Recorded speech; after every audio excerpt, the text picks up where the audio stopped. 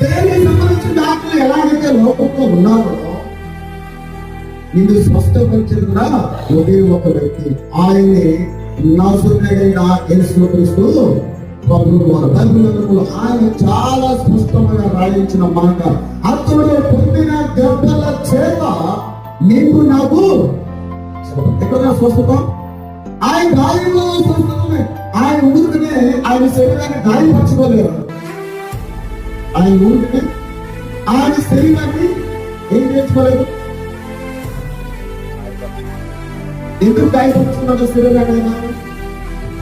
ఆయన శరీరాన్ని ఎందుకు గాయపరుచుకుంటే నిన్ను నన్ను స్వస్థపరచడానికి, మనకు మంచి ఆరోగ్యము ఇవ్వడానికి. బైబిల్లో యేసుక్రీస్తు ప్రభువు అనేక మందిని స్వస్థపరిచారు, అనేక మందిని ఆయన స్వస్థపరిచారు. చూద్దాం మార్కు సువార్త 5వ అధ్యాయం